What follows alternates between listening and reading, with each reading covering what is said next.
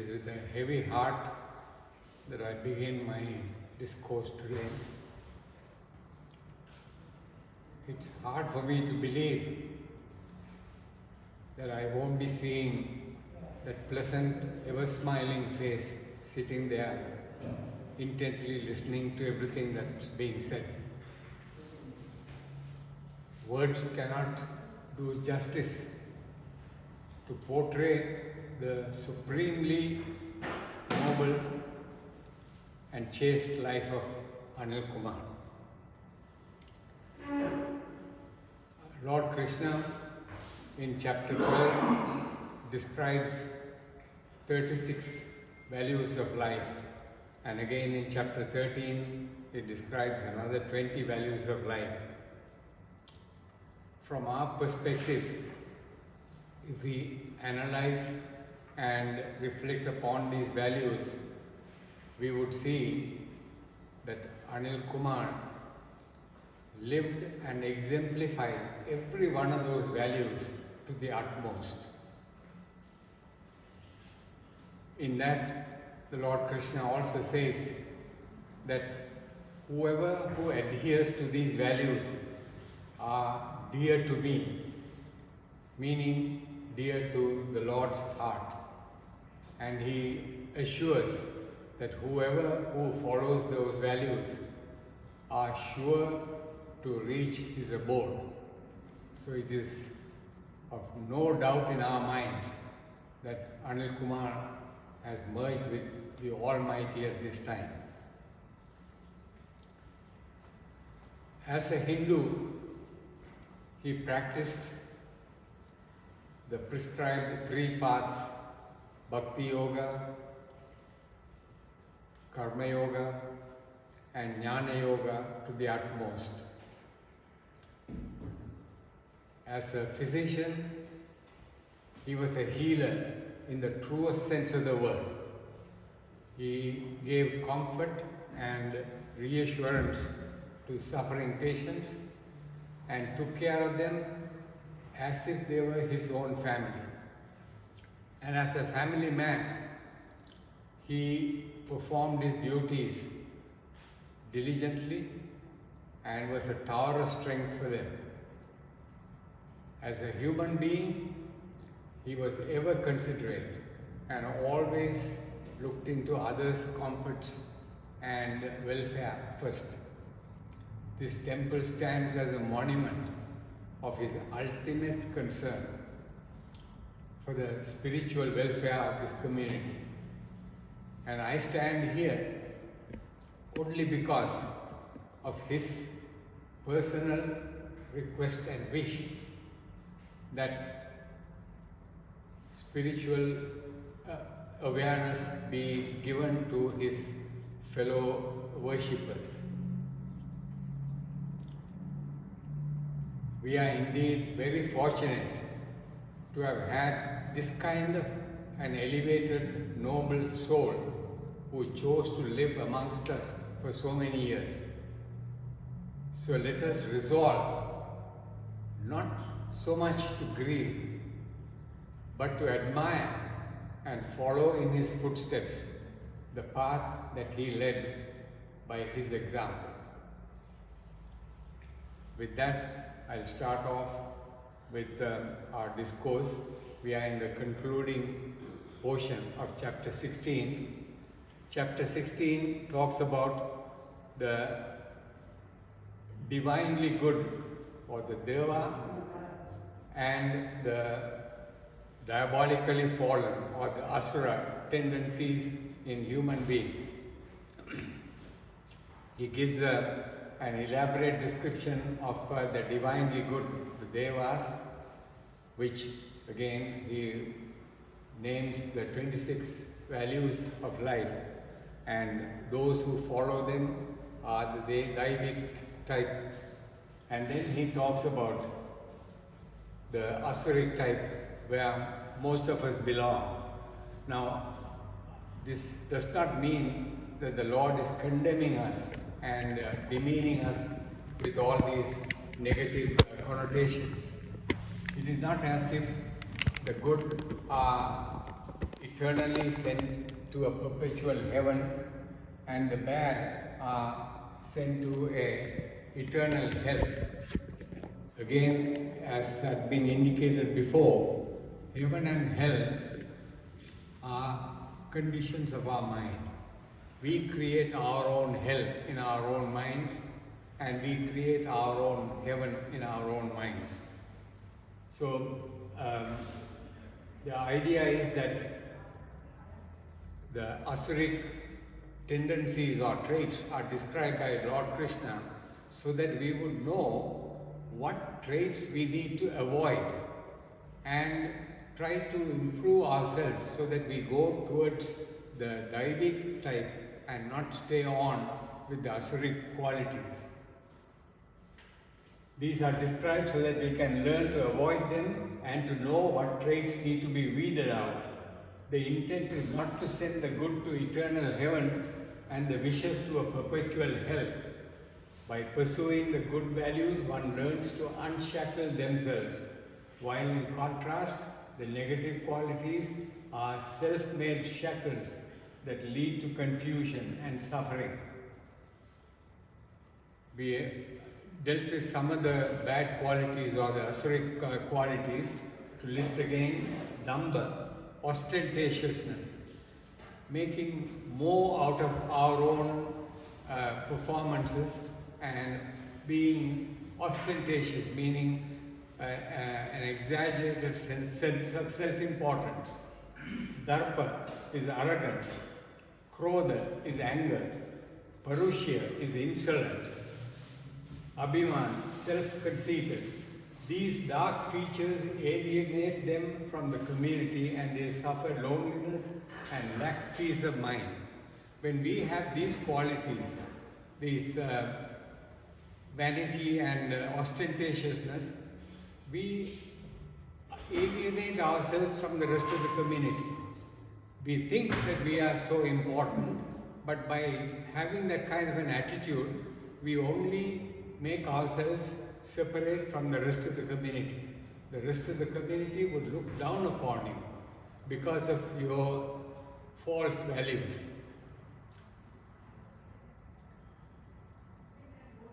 No faith, they have no faith in a higher intelligence or truth.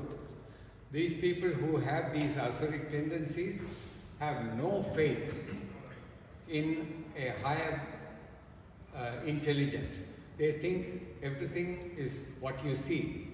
There is no reality beyond that.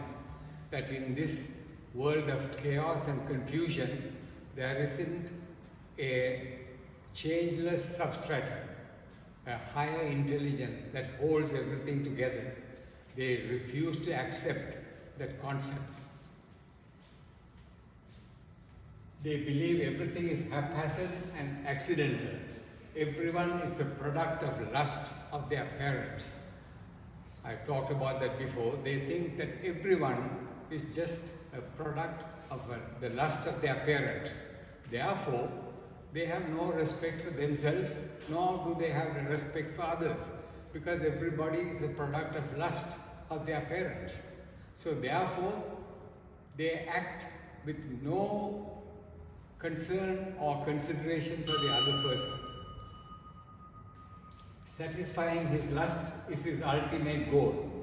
Generally pessimistic, they know not of any life of peace and joy.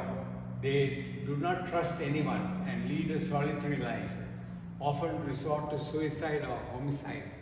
These are people who obviously do not trust anybody else because of their nature of their thinking and the pattern of thinking, that they are lonely inwardly.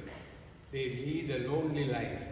And these are the people who have a lot of anger within themselves, that they resort to harming others and harming themselves. Suicide or homicide are done by these kinds of people. Hundreds of desire ropes and binds him. Entangled, he dissipates all his energy. Constantly irritated and angry, a nameless thirst to acquire. They don't analyze or investigate the logic of these urges. They acquire and self-aggrandize by fair or foul means. So they think that this world is everything, that these objects hold happiness and joy for him. So therefore, any means, fair or foul, is okay as long as he gets them.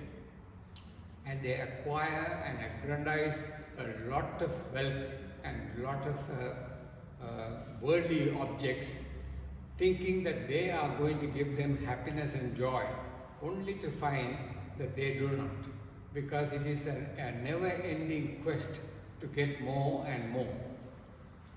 There was a question that was asked, who is a rich man? Is he somebody who has $1 million or somebody who has $1 billion? How do you assess who is a rich man? The answer is, a rich man is one who does not want any more. He can have only $100 in the bank, and yet he can be rich if he does not want any more. That's the criteria to decide who is rich.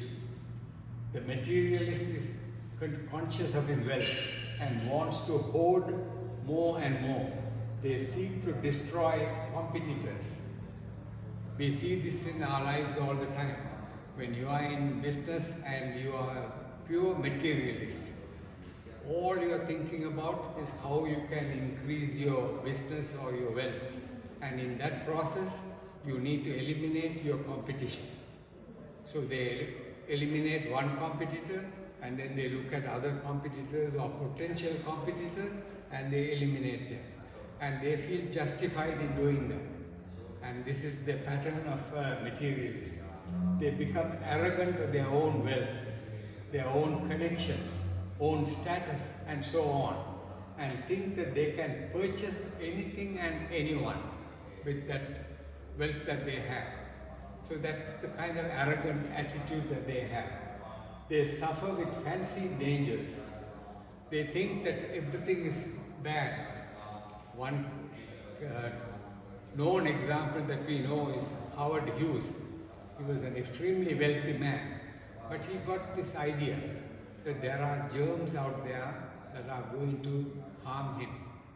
So he was overly compulsive in making sure that there are no infections around him. He is not able to think that there are billions of people out there who are exposed to these germs, so to speak, and they are still alive and functioning. But he won't accept it. He wants perfectly sterilized environment around him, so he lived in a bubble. What kind of a life did he have? A lonely, miserable life in spite of all the wealth that he had, and he died in that bubble. This is a clear example of what a materialist goes through. They think they know everything and do not wish to listen to others' point of view. I'm sure you may have had opportunities to talk to so-called atheists among our friends. If you talk to them, they think they know everything. They will never entertain another point of view because they are so fixed in their thinking that they think what they know is the ultimate truth. They appear to do good, but in actual fact, it is for their own benefit. As Puja Gurudev says that you could see in India when there is a drought or a famine, some rich man wants to donate money. You would think that this rich man is donating money because he has a lot of compassion and love for those people who are suffering. But in actual fact, it had all been arranged that when he hands the check to the chief minister, the media is informed and the cameras are focused, and he is not giving the check with humility and saying, please accept my money so that you can use it to help the poor. He won't do that. He will give the check and he is looking at the camera so that it will be televised all over, and the check is, magnified and showed to everybody, and he's handing the check to the chief minister. This is the kind of a donation that people of this mindset do. Microscopically, materialistic man leads a life of chaos and restlessness and anger. If you really think about it, these kind of people live a life of misery, microscopically. On a macroscopic level, the nation or the community or the whole world, if they have this kind of materialistic ideas, the whole world would be a chaotic place. As we can see, there are always warfare, animosity, resentment towards others, which is predominant all over the world. Economic breakdowns, political upheavals, and general restlessness that we witness around the world all reflect the ugliness of materialistic communities and nations. The Asuric type ignore sanctity of life and desecrate it. They come to hate me in their bodies and the bodies of others. Lord Krishna says, these people come to desecrate and disrespect me in their own bodies, meaning it is the Lord who is enlivening every one of us. So when you act contrary to the sanctity of that divinity in every one of us, if I act in that manner, I am disrespecting that Lord who is in each one of you. And if I act in a manner that shows my disrespect for that Lord, again I am reflecting the same thing. Such depraved people are thrown by me into wombs of demons. The Lord says that He throws them into the wombs of demons. In that He means by the law of karma. When you pursue these kinds of asuric tendencies, naturally, when you die, where would you go for your next birth? You will be born into an asuric family. Where these tendencies, because those are your demands in your mind. So naturally you are going to be born in an asuric family where those values are upheld, and you will live the same life again in your next birth. And if you don't change in the next birth, again the following birth would be the same. So the Lord says, I will throw them into wombs of the demons, meaning such people by their own seeking will be born into such asuric environments again and again, till such time as they realize their folly and try to improve themselves. Common example that we know is in the prisons, 80% of the prisoners are repeat offenders because they keep on making the same mistakes. They go to prison, when they come out, they come with the same attitude, and they'll commit a crime and then go back to prison again. So unless they themselves realize that this is not the path I want to follow, this cycle will repeat itself. In the same way in life too, if we do not change our negative tendencies, we are bound to repeat that over and over again in our subsequent births. Not knowing their own divine nature, they indulge repeatedly in their cruel and malicious actions and sink lower and lower in evolution. So when you keep on repeating the same mistakes over and over again, each birth you are going lower in your spiritual evolution, lower and lower, and you will even go to your animal life again.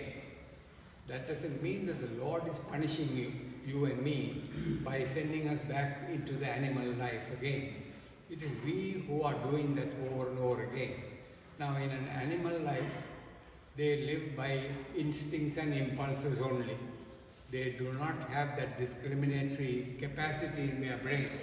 So they cannot acquire more vasanas or negative vasanas because they are not acting on their own. they are acting only on impulses and instincts.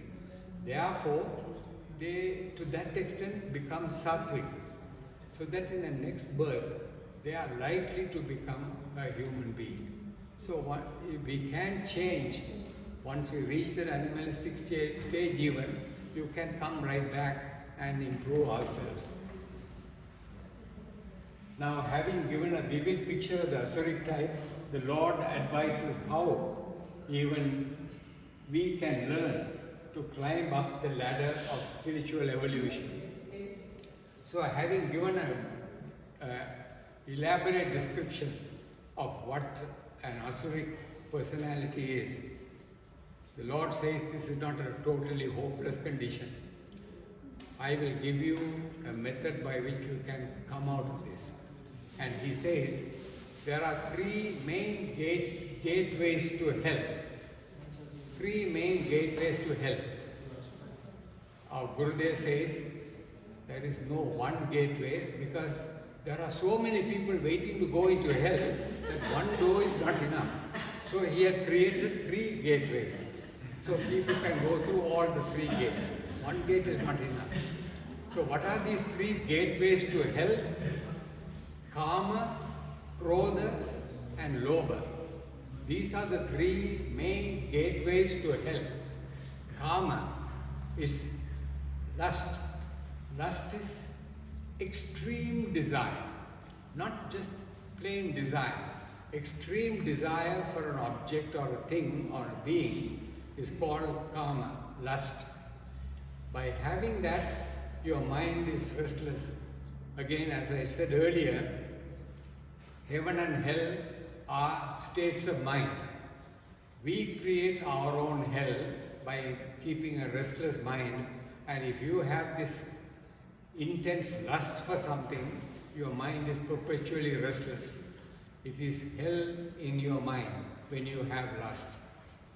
And why did the Lord pick these three, Kama, Krodha and Lobha, as the three main gateways to hell? Because they are interconnected. When one has lust, and when that desire or that extreme desire is not fulfilled, the end result is extreme anger.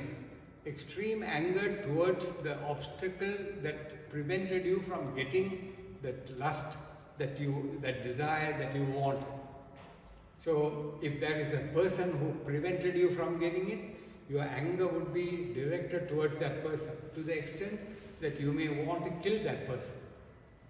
Or if it is a thing that prevented you from getting what you desire, you want to destroy that thing because of extreme anger. So Kama and Krodha. Again, when you have this kind of extreme anger, your mind is totally restless because it is constantly thinking of how you are going to destroy that thing or that person who had prevented you from getting the desire from being fulfilled. So again, your mind is restless and therefore you are in hell, created by our own selves. And thirdly, suppose by some luck your lust gets fulfilled. You get what you desire. I wanted $1 million and I somehow get it. You think I'm going to be happy? No, I look around and say, what's the big deal in having $1 million? There are so many people who are much richer than me. I want 2 million. And you get 2 million? No, that's not enough. I want more. That wanting to have more and more, this insatiable desire is the end result of these kinds of lust. So one can never satisfy this kind of a lust. This greed it's something that will perpetuate itself. So these are the three ways by which we create our own misery. And the Lord says, extreme desire causes endless restlessness and misery. When disappointed, it turns into rage towards the obstacle. If desire gets fulfilled, it leads to greed, wanting more and more. Avoid these three dark gateways. one who succeeds in staying away sets himself up for liberation. Liberation is called Shreyas. Shreyas is not only happiness for oneself, because that word Shreya has no equivalent in English. It is not just happiness for oneself, but some happiness which gives joy to oneself and happiness to everybody around. That is the true meaning of Shreyas. So if we stay away from these three gateways to hell, we are sure to get that Shreyas, that happiness within ourselves, and we'll create happiness for others as well. Avoiding negative influence will spare you from suffering. But how does it help positively? So it is true, the Lord says, you avoid these three gateways, you can avoid being in misery. It's like saying, if you eat extremely spicy food, you can avoid having a heartburn. Okay, I can avoid eating extremely spicy food, but then how do I satisfy my hunger? I'm hungry, I have to eat something. So the positive thing is that the Lord advises to follow the Shastras, follow the scriptures, and they will guide you, and they will tell you what you should do and what you should not do. Everything has to be followed by its own science. Even the science of making a bomb. You can look up on the internet and it will give you all the detailed methods, step by step, how you can make a bomb. So you are in your basement, you have bought all the ingredients that they have recommended and you are following. Step 1, you do this. Step 2, you do that. And you go on. And step 10, you connect this one to that.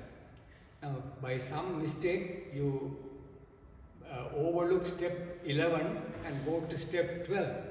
And you connect this wire to that wire.